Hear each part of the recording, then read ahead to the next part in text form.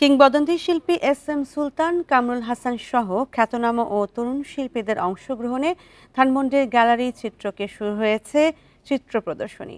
The margin of memories শিরোনামের প্রদর্শনীতে আছে ৫০ জন শিল্পীর ৬০টি চিত্রকর্ম। এতে আধুনিক সময়ের চিত্রসহ কয়েক প্রজন্মের শিল্প ভাবনা ফুটে উঠেছে বলে মনে করছেন শিল্পীরা। বান্ডেল থাকলে প্রতি সেনমানিতে টাকা বাঁচবে। বিকাশ সেনমানি বান্ডেল কিনে জিতুন প্রতি লেনদেনে। নানান রঙে এক একটি ক্যানভাসে ফুটে উঠেছে সময়, আবেগ আর স্মৃতির মেলবন্ধন।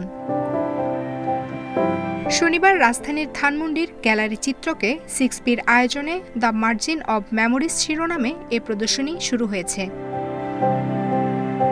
বরেণ্য শিল্পী এস.এম. সুলতান, হামিদুজ্জামান খান, কাইয়ুম চৌধুরী, জামাল আহমেদ সহ ৫০ জন খ্যাতনামা ও তরুণ শিল্পীর আঁকা ছবি স্থান পেয়েছে প্রদর্শনীতে।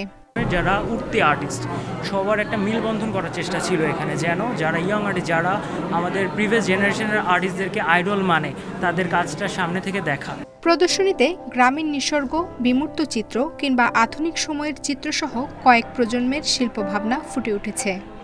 একটা কেওয়াসকে কীভাবে একটা সিম্ফনির ভেতর দিয়ে নিয়ে আসা যায়, এবং এটাই হচ্ছে আমার শহরের বিউটি। মানসিক যে আমাদের স্বপ্ন, স্মৃতি সবকিছু মিলায় যেই ভাবনাগুলো, সেটাকে আমি আমার ক্যানভাসে রূপ দিয়েছি। এস.এম. সুলতানের ছবি রয়েছে, 1940 সালের ছবি, তাহের স্যারের ছবি রয়েছে, ইকবাল স্যারের ছবি রয়েছে, জামাল স্যারের ছবি রয়েছে। তাদের সঙ্গে আমার ছবি স্থান পেয়েছে, সুযোগ পেয়েছি, এটা অবশ্যই আমার জন্য গর্বের। এই প্রদর্শনীতে উঠে এসেছে শিল্পযাত্রার চলমান ইতিহাস, বলছেন শিল্পীরা।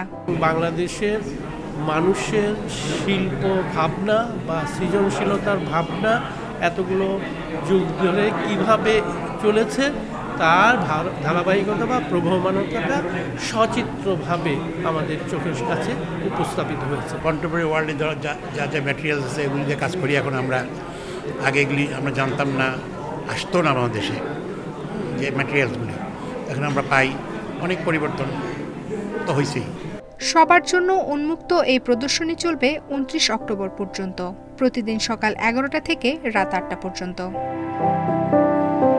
আফসানা ফ্রিজ জুই, ইন্ডিপেন্ডেন্ট নিউজ, ঢাকা।